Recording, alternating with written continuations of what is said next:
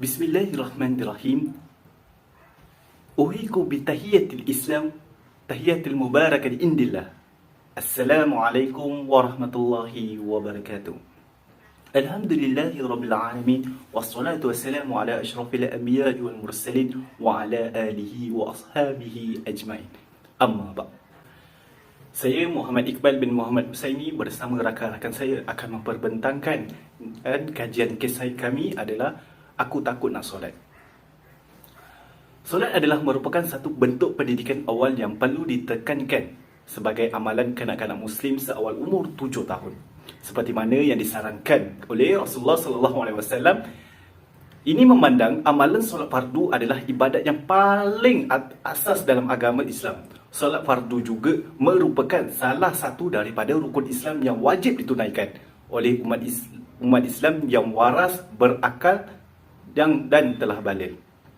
Solat fardu 5 waktu sehari semalam yang diwajibkan oleh Allah Subhanahu Wa Taala bertujuan memberi ruang dan peluang kepada manusia. Solat juga menjadi sangat penting dalam kehidupan umat manusia, memandangkan ianya merupakan amalan-amalan mulia yang diperintahkan oleh Allah Subhanahu Wa Taala ke atas umat Islam, dan dia juga merupakan amalan pertama yang dihisap di akhirat kelak.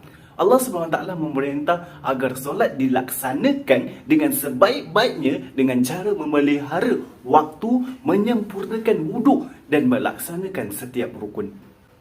Kepentingan mengerjakan ibadah solat ini ditegaskan dalam Al-Quran melalui surah An-Nisa ayat 103 yang bermaksud, kemudian apabila kamu telah selesai mengerjakan sembahyang, maka hendaklah kamu menyebut dan mengingati Allah semasa kamu berdiri atau duduk dan semasa baring. Kemudian apabila kamu telah merasa tenteram, yakni berada dalam keadaan aman, maka sembahyang itu yakni dengan sempurna sebagai mana biasa. Sesungguhnya sembahyang itu adalah satu ketetapan yang wajib di atas orang-orang yang beriman, yang tertentu waktunya.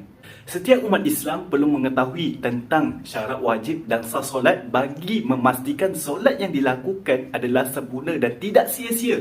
Setiap syarat yang dipatuhi, dan jika tertinggal salah satu daripada syarat tertentu, maka tidak sahlah solat tersebut. Namun, selaras dengan umat Islam itu agama yang penyayang, kewajipan solat fardu ini dikecualikan kepada 2 golongan tertentu atas alasan seperti mengalami pengsan, gila sehingga terlepas waktu solatnya, dan perempuan yang didatangi haid atau nifas.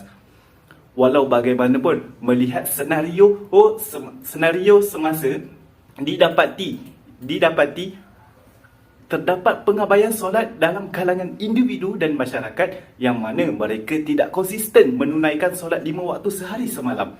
Ini diperkuatkan dengan darapan kajian mendapati penghayatan solat masih rendah. Melaksanakan solat tidak dianggap penting, di samping solat dianggap bukan keutamaan oleh golongan remaja. Punca ketidaksempurnaan pelaksanaan ini dikatakan berpunca dari kurangnya ilmu pengetahuan atau kefahaman berkaitan ibadah solat, kesedaran dan motivasi terhadap pelaksanaan solat, dan terhakisnya rasa tanggungjawab untuk menunaikan kewajipan solat. Lebih mendukakan ceritakan lagi, terdapat pelajar-pelajar mempunyai pengetahuan yang tinggi tentang solat tetapi tidak melaksanakan solat dengan konsistennya.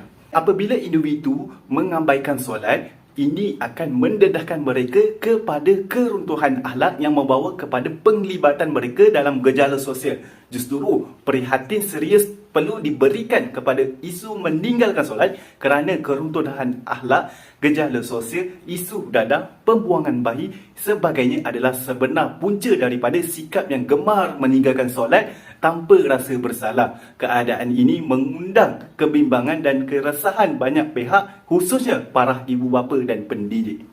Menyedari kepentingan solat dalam pembentukan akhlak dan budi pekerti mulia seperti jati diri remaja, maka kajian ini dilaksanakan bagi mencapai beberapa matlamat. Melalui kajian ini, latar belakang didikan awal remaja tentang solat akan dibincangkan dan faktor-faktor dan menjadi punca kepada pengabaian pelaksanaan solat fardu dikenal pasti.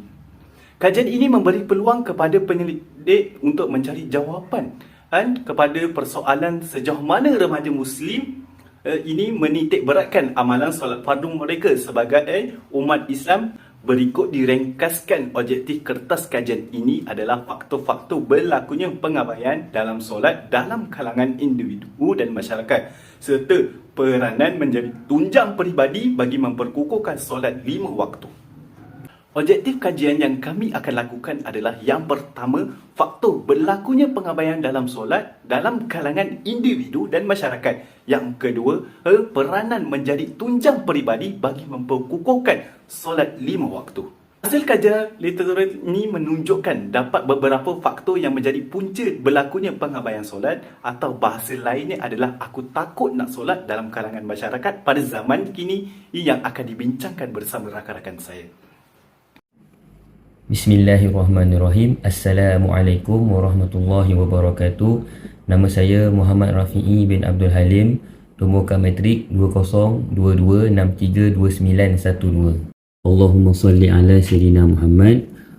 Rabbi syrah li sadri wa yassir li amri wahlul 'uqdatam min lisani yafqahu qawli. InsyaAllah pada hari ini saya akan menerangkan faktor-faktor berlakunya pengabaian solat, kenapa dan mengapa ia terjadi. Di sini saya membahagikan ia kepada 4 faktor. Pertama adalah faktor keluarga. Seperti sedia maklum, keluarga adalah asas terpenting dalam bentuk kehidupan seseorang remaja. Membesarkan keluarga boleh menjadikan seseorang remaja menjadi insan yang berguna atau sebaliknya. Tambahan pula, masalah akhlak dan tingkah laku remaja didapati berpunca daripada kurangnya didikan keluarga yang sempurna. Selain itu, faktor ibu bapa merupakan faktor yang paling mempengaruhi solat dan kehidupan remaja berbanding rakan sebaya dan faktor-faktor lain seperti media massa yang mempengaruhi pelajar mengerjakan solat. Tambahan pula, terdapat juga anak muda dan pelajar pada masa kini yang berdoa. Berdoa apa? Kerana takut dimarahi oleh ibu bapa jika dia tak solat. Hal ini kerana pengaruh ibu bapa memberi impak yang kuat dalam kehidupan mereka. Sebaliknya, ibu bapa yang tidak menunjukkan tauladan yang baik atau menyuruh anak-anak mereka solat telah terbukti memberi kesan yang baik berbanding anak-anak yang tidak solat. Bilangan pelajar yang tidak pernah solat dan hanya mengharapkan anak solat, malah guru akan menjadi sukar untuk mengajar anak kerana sistem kekeluargaan sendiri yang gagal memupuk solat dalam diri mereka. Satu kajian dan dapatan telah dilakukan mendapati bahawa ibu bapa yang kurang menjadi role model, iaitu contoh tauladan, hal ini menyebabkan anak-anak mereka tidak solat. Faktor kedua adalah individu. Melalui satu temu bual menurut Maharudin pada 2011 mendapati faktor diri sendiri, remaja yang mendorong mereka melakukan ibadah solat kerana minat mereka dalam melaksanakan ibadah dan bukan kerana faktor paksaan, tetapi kerana keyakinan dan mengetahui amanah sebagai seorang Muslim. Manakala bagi remaja yang tidak berminat melakukan solat, didapati mereka memberikan alasan kerana hatinya belum terbuka untuk menunaikan solat. Selain itu juga, pelajar yang kurang berminat terhadap mata pelajaran pendidikan Islam yang diajar di sekolah menyebabkan mereka tidak mengamalkan sepenuhnya teori yang dipelajari dalam pendidikan Islam dalam kehidupan seharian mereka. Malah ada juga pelajar yang cuba lari dari kelas agama Islam kerana tidak minat. Tambahan pula, pelajar ini kurang minat terhadap khusus yang diberikan dan dipelajari. Seterusnya, ia tidak langsung memberi kesan kepada pengetahuan mereka terhadap solat dan kefahaman agama Islam yang sempurna, dan akhirnya pelajar ini tidak menunaikan solat kerana tidak tahu dan tak ada ilmu mengerjakan solat dengan memberikan alasan mereka tidak tahu. Selain itu juga, terdapat juga segelintir pelajar menganggap solat itu sebagai perkara yang remeh dan tidak penting pun dalam kehidupan mereka, dan ada yang tidak berminat pun untuk mengetahui secara mendalam tentang kelebihan, kesan, hikmah yang diperolehi dengan melakukan solat yang sempurna. Disebabkan itu, maka kejadian ini yang membuatkan mereka kurang berminat melaksanakan solat itu sendiri. Faktor ketiga ialah teknologi dan media massa. Media massa merujuk kepada teknologi media, sama ada ia berbentuk tradisional, konvensional atau media massa sosial dan digital. sebenarnya adalah terdiri daripada alat sebaran am yang digunakan untuk mencapai sejumlah besar pengguna melalui komunikasi masa. Contohnya, pengaruh aplikasi TikTok, permainan di Facebook, secara talian dan lain-lain. Teknologi melalui komunikasi ini merangkumi 3 cara, iaitu media siaran, media cetak, media luaran dan media digital. Akibat daripada corak pemikiran, budaya, sifat dan sikap juga hubungan sosial yang berbeza-beza antara individu ini, didapati bahawa pengaruh media massa juga adalah berbeza-beza dari satu individu ke satu individu. Ianya memberi impak positif dan juga negatif. Okey, dari sudut negatifnya, teknologi yang sepatutnya membantu menambah baik sistem sosial masyarakat, memudahkan masyarakat, dilihat telah melahirkan satu jurang komunikasi. Ramai remaja dilihat tidak mampu berkomunikasi dengan baik dengan ibu bapa, guru, pemimpin, sanak saudara dan jiran tetangga. Ini disebabkan pembangunan teknologi ini secara tidak sedar atau tidak sedar sebenarnya mendatangkan keburukan kepada alam dan manusia. Selain itu, penggunaan internet boleh membawa kepada ketagihan dan akhirnya menjadi punca kepada kurangnya masa komunikasi dengan ahli keluarga. Contoh, hanya menumpukan dengan telefon pintas saja seharian, leka bermain dengan gadget. Ditambah dengan terciptanya telefon selular, iaitu gadget smartphone dan komputer yang mempunyai akses kepada internet, menjadikan komunikasi bersemuka semakin dilihat kurang penting dalam masyarakat, khususnya remaja. Di sini akan menyebabkan kurang komunikasi antara mereka dan mengakibatkan ibu bapa bukan lagi sumber utama rujukan kepada anak-anak, kerana anak-anak berpendapat maklumat boleh diperolehi daripada sumber internet dan rakan-rakan atau salian dan tak perlu bertanya kepada ibu bapa mereka. Ibarat kata, jika tiada internet dan gadget, hidup anak muda seperti tidak berisi dan mereka menganggap gadget dan internet adalah segalanya bagi mereka. Namun dari sudut positifnya pula, media elektronik dan internet, smartphone, komputer berkembang dengan pesat dapat membantu para pengguna untuk mendapatkan berita atau sebarang maklumat dengan begitu pantas sekali dan tak kira di mana juga. Contoh, kita nak dapatkan ilmu ceramah, boleh lihat di YouTube dan sebagainya.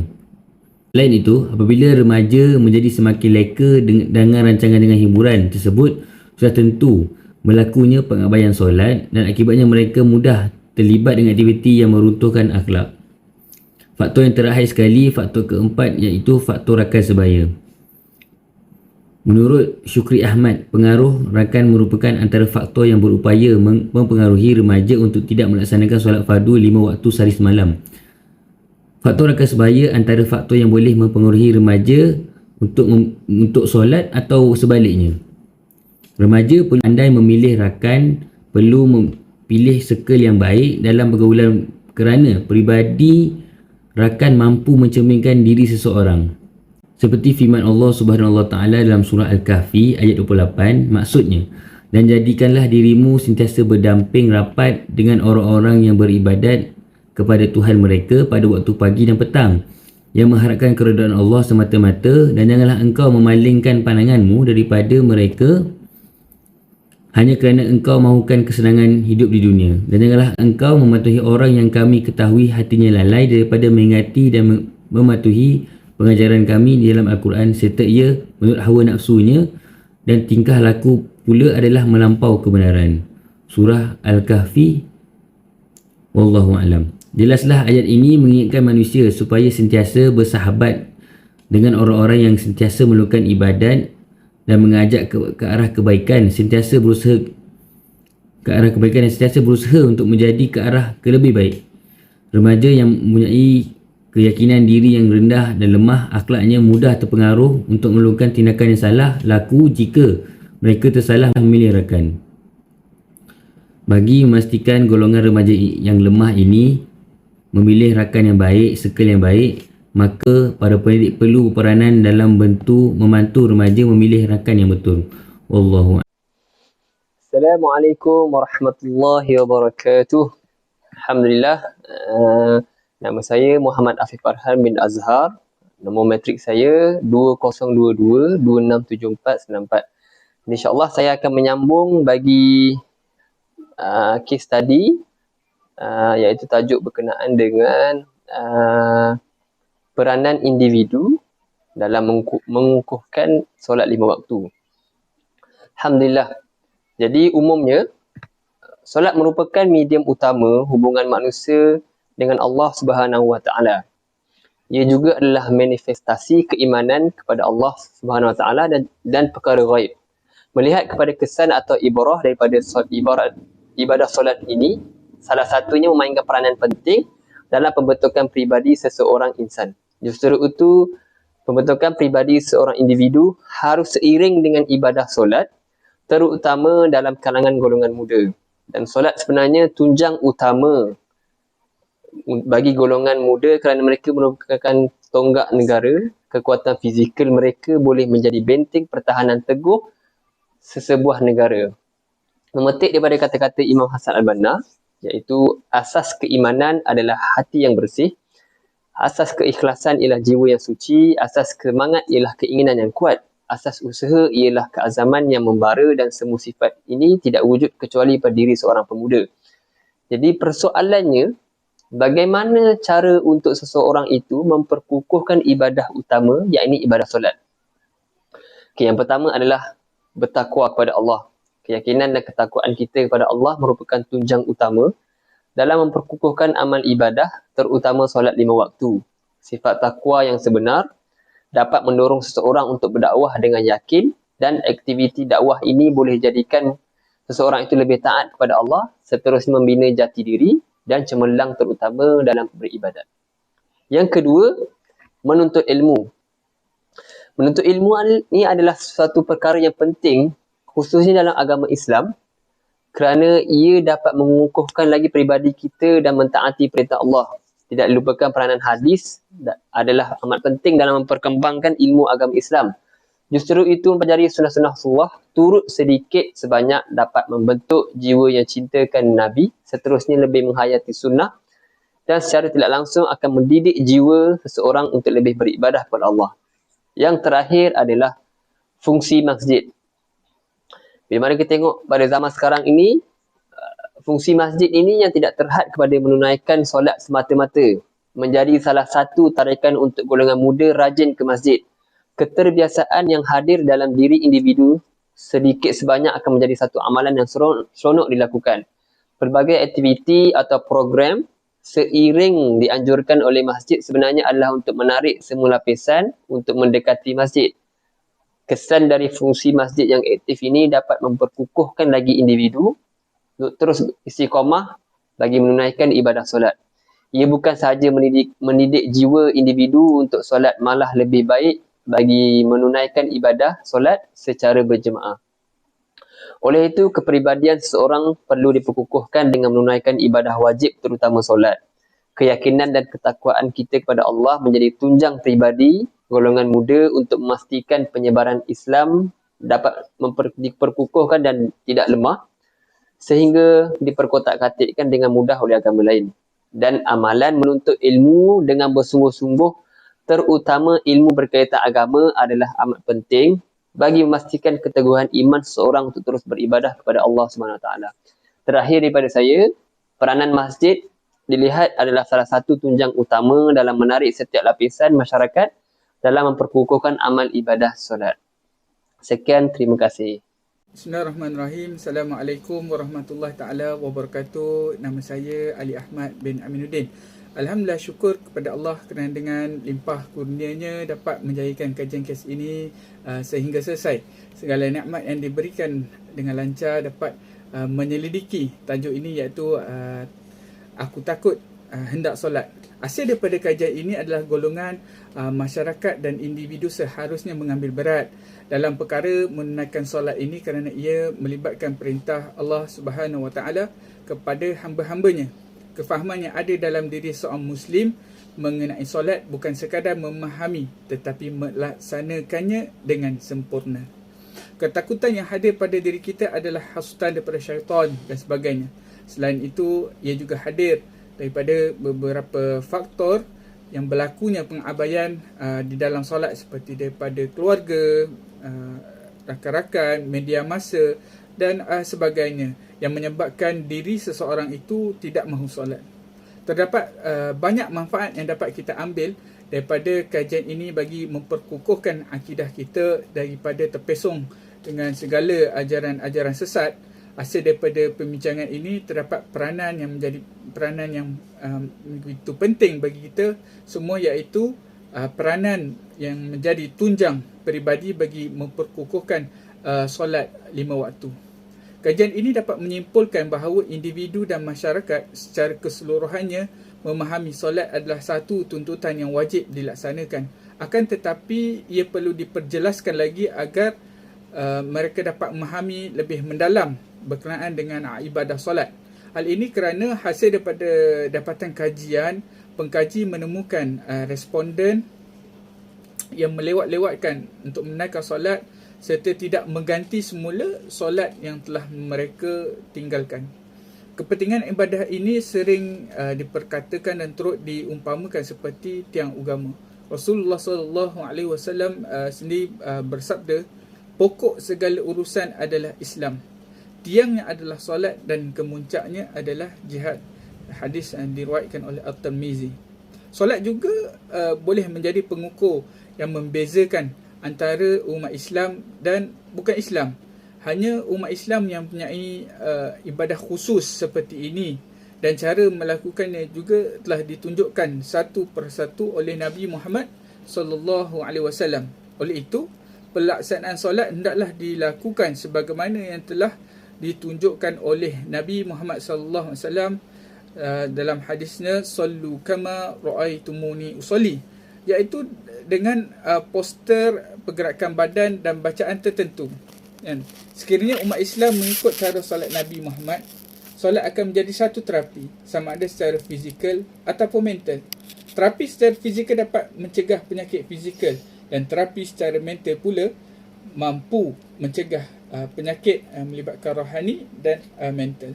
Secara fizikal, solat ialah satu kerehatan untuk tubuh badan setelah kita menjalani aktiviti seharian. Saintis juga telah membuktikan bahawa pergerakan di dalam solat akan memberi manfaat kepada kesihatan apabila dilakukan dengan postur badan yang betul. Contohnya rukuk dengan 90 darjah dan sujud dengan dahi yang menyentuh tempat sujud. Walau bagaimanapun, sebagai umat Islam, kita mestilah menunaikan solat walau apa jua keadaan, kerana Allah Subhanahu Wa Taala telah memberi kemudahan kepada kita untuk menunaikan solat. Oleh yang demikian, solatlah walau apa jua keadaan. Janganlah kita merasa susah untuk menunaikan solat. Solat itu merupakan tiang agama. Dari solatlah kita dapat melatih diri kita supaya melakukan perintah Allah dan kita dapat meninggalkan segala larangannya. Seperti yang sering kita diperkatakan, solatlah kamu sebelum kamu disolatkan. Ini telah menunjukkan betapa pentingnya solat dalam kehidupan umat Islam. Antara lainnya adalah solat adalah ibadah yang menduduki tempat tertinggi. Seandainya seorang Muslim itu telah taat mendirikan solat fardu 5 kali dalam sehari, bermakna dia seolah-olah telah menegakkan agamanya. Apabila ia meninggalkan solat, ia umpama seorang itu tidak mahu berusaha membina agamanya dengan sempurna. Dan terdapat tidak kurang 100 ayat dalam Al-Quran yang membicarakan mengenai solat. Dan Allah Subhanahu Wa Taala berfirman surah Al-Mu'minun ayat 1 hingga 2 yang maksud dan benar sangat beruntung orang-orang yang beriman, yakni mereka yang khusyuk dalam mengerjakan solat. Dalam satu lagi ayat, Allah Subhanahu Wa Taala telah menegaskan yang maksud benar-benar sangat beruntung orang-orang yang membersihkan diri dengan beriman dan sentiasa berzikir menyebut nama Tuhannya serta mengerjakan ibadah solat. Itu surah Al-A'la ayat 14 hingga 15. Ini menunjukkan solat itu mengandungi falsafah atau hikmah tersendiri yang perlu kita hayati. Sangat daif pemikiran jika ada yang menganggap solat itu mengganggu rutin tugasan seharian mereka. Kerana solat perlu ditafsirkan sebagai jalan petunjuk Allah Subhanahu Wa Taala untuk membimbing manusia supaya sentiasa menghargai dan menepati masa. Itu adalah falsafah ulum dalam solat, dan jelas kepada kita mendirikan solat itu bukan seperti melepaskan sekadar melepaskan batuk di tangga sahaja. Sebaliknya Allah Subhanahu Wa Taala mengarahkan kita untuk kita mencari kekhusyukan dalam solat dengan memberi, iaitu dengan kita memberi sepenuh perhatian kita terhadap ibadah solat kita. Sekadar itu saja daripada saya. Wabillahi taufiq wal hidayah. Assalamualaikum warahmatullahi wabarakatuh. Terima kasih Ustaz.